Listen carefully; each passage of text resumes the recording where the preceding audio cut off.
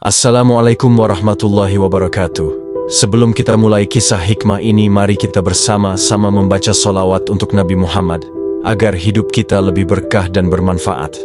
Jangan lupa tulis komentar Anda di bawah, karena pendapat Anda sangat berarti bagi kami. Kisah kali ini datang dari warga suku Dayak. Di Kalimantan digemparkan dengan pernikahan seorang dokter cantik dengan seekor kera. Pastikan simak kisah dari awal sampai akhir karena ada pesan penting dari keseluruhan cerita ini. Dan beginilah kisah cerita selengkapnya. Di sebuah kota kecil, berdiri Rumah Sakit Harapan Sehat, tempat di mana Dr. Anissa bekerja sebagai dokter spesialis bedah. Anissa adalah wanita yang cerdas, berparas ayu, dan sangat berdedikasi pada pekerjaannya. Usianya sudah menginjak 32 tahun. Tetapi ia belum juga menikah. Banyak pria yang mendekatinya, namun hatinya belum pernah terpaut pada siapapun. Suatu sore saat matahari mulai tenggelam, rumah sakit menerima pasien yang membuat seluruh staf terkejut. Seekor kera besar ditemukan dalam keadaan sekarat di pinggir hutan, dengan luka-luka parah seperti bekas serangan senjata tajam. Penduduk desa yang menemukannya membawa kera itu ke rumah sakit, berharap bisa menyelamatkannya. Ketika melihat pasien aneh itu, Anissa merasakan sesuatu yang aneh di hatinya. Matanya menatap dalam-dalam ke mata kera itu, dan seketika ia merasakan sesuatu yang tidak bisa dijelaskan, seolah ada kesedihan mendalam di sana. Kera ini bukan kera biasa, gumamnya. Tanpa ragu, Anissa memimpin timnya untuk merawat hewan itu. Mereka membersihkan lukanya, memberikan infus, dan memastikan kondisinya stabil. Anehnya, kera itu tidak berontak seperti hewan liar pada umumnya. Ia hanya menatap Anissa dengan mata penuh arti. Beberapa hari berlalu, dan kera misterius itu semakin membaik. Ia masih dirawat di ruang khusus rumah sakit, dan selama itu Anissa sering mengunjunginya. Ia merasa ada sesuatu yang menghubungkannya dengan kera ini. Sesuatu yang lebih dalam dari sekadar rasa kasihan. Terima kasih telah menyelamatkanku. Anissa membeku. Jantungnya berdetak kencang. Kakao berbicara. Kera itu menatapnya dengan penuh kesedihan. Aku bukan kera biasa. Namaku Rama. Aku manusia yang dikutuk. Anissa mundur beberapa langkah. Sulit mempercayai apa yang ia dengar. Rama pun mulai bercerita. Dulu, ia adalah seorang pangeran dari kerajaan kuno yang tersembunyi di hutan. Namun, karena satu kesalahan fatal, seorang dukun sakti mengutuknya menjadi seekor kera. Ia telah mengembara selama bertahun-tahun, mencari seseorang yang bisa membebaskannya. Kutukan ini hanya bisa dipatahkan jika seorang wanita bersedia menikahiku dengan penuh keikhlasan, kata Rama dengan suara sendu. Anissa masih sulit menerima kenyataan itu. Bagaimana mungkin ini nyata? Namun, di lubuk hatinya, ia tahu bahwa Rama bukan sembarang kera. Ada sesuatu yang menghubungkan mereka. Sejak malam itu, Anissa sering menghabiskan waktu bersama Rama. Mereka berbicara sepanjang malam, berbagi cerita dan tawa. Anissa merasa nyaman seperti belum pernah ia rasakan sebelumnya. Perlahan, perasaannya tumbuh, namun ia juga tahu bahwa jika orang lain mengetahui apa yang ia rasakan, mereka akan menganggapnya gila. Bagaimana mungkin seorang manusia jatuh cinta pada seekor kera? Anissa mencoba melawan perasaannya, tetapi semakin ia mencoba, semakin kuat rasa itu. Ia tidak mencintai Rama karena wujudnya, tetapi karena jiwanya.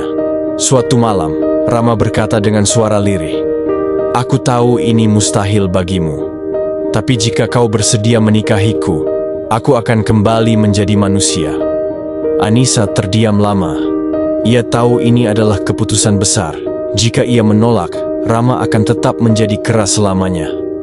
Jika ia menerima, ia akan dianggap orang gila. Namun, hatinya telah memilih. "Aku bersedia," katanya akhirnya. Mereka mengadakan pernikahan sederhana di rumah Anissa, hanya dengan beberapa saksi dari desa yang sudah mengetahui kisah Rama. Upacara dilakukan di bawah sinar bulan purnama. Dan begitu janji pernikahan terucap, keajaiban terjadi. Tubuh Rama yang berbulu mulai bercahaya. Bulunya memudar, dan perlahan ia berubah menjadi seorang pria tampan dengan sorot mata yang sama. Semua orang yang menyaksikan kejadian itu tertegun. Anissa menatap Rama yang kini berdiri di hadapannya dalam wujud manusia. Air matanya menetes. Ia tidak menyesali keputusannya. Setelah kejadian itu, Rama dan Anissa hidup bahagia. Rama memulai hidup baru sebagai seorang penebang pohon hutan, sementara Anissa tetap menjalankan tugasnya sebagai dokter. Mereka sering mengunjungi hutan tempat Rama dulu tinggal, seolah mengingat kembali masa lalu yang penuh misteri. Setahun setelah menikah, Rama berubah wujud kembali. Ia berubah kera setelah dengar Anissa hamil. Setelah Anissa mulai merasakan tanda-tanda kehamilan, Rama sangat bahagia mendengar kabar itu. Namun, di lubuk hatinya, ia merasa ada sesuatu yang mengganjal. "Aku pernah mendengar dari dukun yang mengutukku," kata Rama suatu malam, "bahwa meskipun aku kembali menjadi manusia, kutukan itu tidak benar-benar hilang. Akan ada sesuatu yang diwariskan kepada keturunanku." Anissa terdiam. Ia mencoba mengabaikan rasa cemas itu dan fokus pada kehamilannya. 9 bulan kemudian, lahirlah seorang bayi laki-laki yang diberi nama Bagas. Namun, begitu bayi itu lahir, seluruh ruangan sunyi. Para bidan dan perawat yang membantu persalinan menatap bayi itu dengan wajah terkejut dan ketakutan. Bagas terlahir dengan bulu halus menutupi tubuhnya. Anissa menatap putranya yang mungil dalam pelukannya. Memang benar, tubuhnya tertutup bulu tipis kecoklatan dan jari-jarinya sedikit lebih panjang dari bayi pada umumnya. Namun, matanya persis seperti Rama. Penuh kehangatan dan kecerdasan, dokter dan perawat rumah sakit mulai bergosip. Orang-orang di desa yang dulu menyaksikan perubahan Rama mulai mengaitkan hal ini dengan kutukan yang belum sepenuhnya hilang. Anissa dan Rama akhirnya memutuskan untuk membawa Bagas pergi ke sebuah desa terpencil, jauh dari orang-orang yang mungkin akan menganggap anak mereka sebagai makhluk aneh. Saat Bagas berusia 5 tahun, tubuhnya masih ditumbuhi bulu halus, meskipun tidak setebal saat ia lahir. Namun, ada hal lain yang lebih mengejutkan. Bagas memiliki kekuatan yang luar biasa. Ia bisa melompat dari satu pohon ke pohon lain dengan mudah. Ia juga memiliki kecepatan yang luar biasa, bahkan lebih cepat daripada anak-anak lain seusianya. Tetapi yang paling mengejutkan adalah Bagas bisa berkomunikasi dengan hewan, terutama monyet dan kera di hutan. Suatu hari, seorang penduduk desa melihat Bagas bermain dengan sekelompok monyet di pinggir hutan. Ia berbicara dengan mereka seolah-olah mereka mengerti satu sama lain. Desas-desus mulai menyebar. Orang-orang mulai takut bahwa anak itu adalah titisan makhluk gaib. Saat Bagas berusia 10 tahun, semakin banyak orang yang mulai mencurigai keluarga mereka. Ada yang mengatakan bahwa Bagas adalah makhluk jadi-jadian. Ada juga yang berbisik bahwa ia adalah anak hasil perkawinan manusia dengan makhluk gaib. Rama dan Anissa akhirnya mengambil keputusan sulit. Mereka harus meninggalkan desa. Mereka membawa Bagas ke dalam hutan, kembali ke kerajaan tersembunyi tempat Rama berasal. Di sana mereka menemukan para keturunan kerajaan yang masih hidup, dan mereka menerima Bagas sebagai bagian dari mereka. "Ayahmu dulu adalah pangeran, dan kau adalah pewaris darah kerajaan," kata seorang tetua kerajaan kepada Bagas. Bagas pun mulai berlatih untuk mengendalikan kekuatannya. Ia belajar memahami siapa dirinya sebenarnya. Saat Bagas beranjak remaja, ia menyadari bahwa dirinya adalah jembatan antara dua dunia, dunia manusia dan dunia makhluk hutan.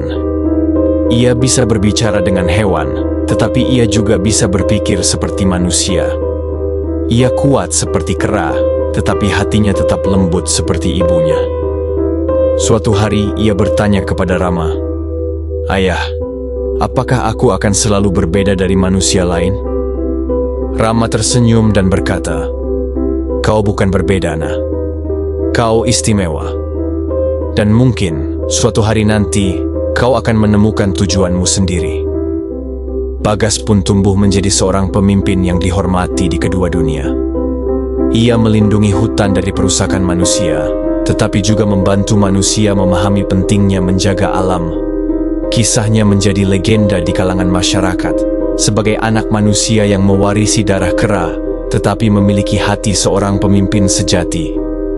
Setelah membawa keluarganya kembali ke kerajaan tersembunyi di dalam hutan, Rama menyadari bahwa ia tidak bisa terus mengandalkan kehidupan kerajaan. Meskipun ia adalah seorang pangeran di masa lalu, dunia telah berubah, dan ia harus mencari cara untuk menghidupi keluarganya. Akhirnya, ia memilih untuk bekerja sebagai pemikul kayu di sebuah desa dekat hutan. Ia bekerja dengan para buruh lain, mengangkut batang-batang kayu besar dari hutan ke pabrik pengolahan. Para pekerja sering memperhatikan sesuatu yang aneh dari Rama. Meskipun tubuhnya manusia, wajahnya masih memiliki sedikit ciri khas kera, dengan rahang yang kuat dan sorot mata yang tajam. Selain itu, kekuatannya jauh melampaui manusia biasa. Orang ini seperti manusia setengah binatang, bisik seorang pekerja, namun Rama tidak peduli. Ia bekerja keras setiap hari demi istri dan anaknya. Suatu hari, hujan turun sangat deras. Jalanan di desa menjadi licin dan berbahaya. Setelah selesai bekerja, Rama memutuskan untuk pulang lebih awal dengan sepeda motornya. Ia melewati jalanan sempit yang berkelok di tepi jurang. Angin bertiup kencang, membuat daun-daun berterbangan dan jalanan semakin licin. Tiba-tiba, di sebuah tikungan tajam, seekor monyet besar melompat ke tengah jalan. Rama terkejut dan mencoba menghindar. Ban motornya tergelincir, dan dalam hitungan detik, ia kehilangan kendali. Motor itu meluncur ke arah jurang, dan Rama terjatuh bersama kendaraannya. Tubuhnya menghantam bebatuan di bawah, dan suara dentuman keras menggema di seluruh lembah. Orang-orang di desa yang mendengar kecelakaan itu segera berlari ke tempat kejadian. Namun saat mereka tiba, Rama sudah tak bernyawa. Berita kematian Rama menghancurkan hati Anissa. Ia berlari menuju tempat kejadian dan menemukan tubuh suaminya yang tergeletak di bebatuan. Tubuhnya berlumuran darah.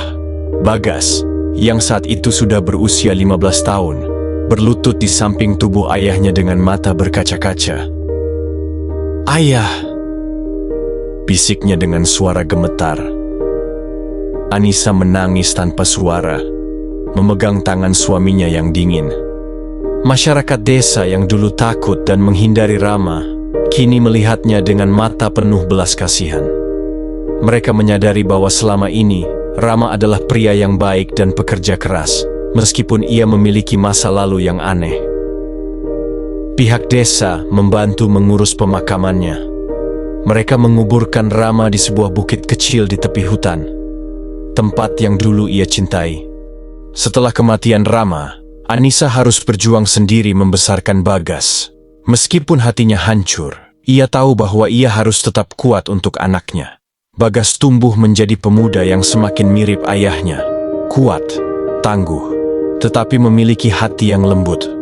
Namun, satu hal yang membuatnya berbeda dari manusia lain adalah ketika ia marah atau sedih, tubuhnya berubah semakin menyerupai kera.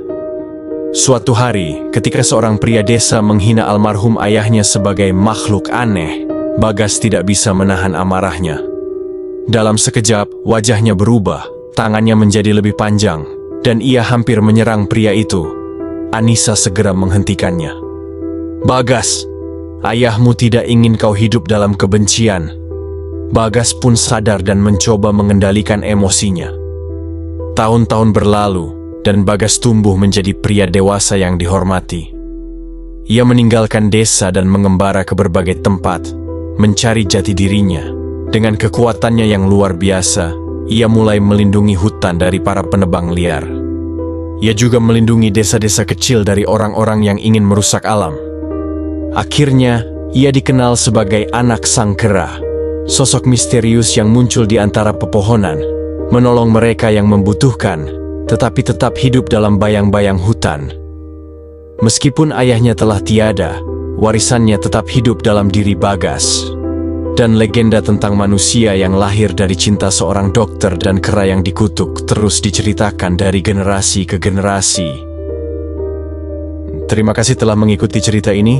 Jangan lupa untuk mendukung dan berbagi cerita ini kepada orang lain. Sampai jumpa di cerita berikutnya.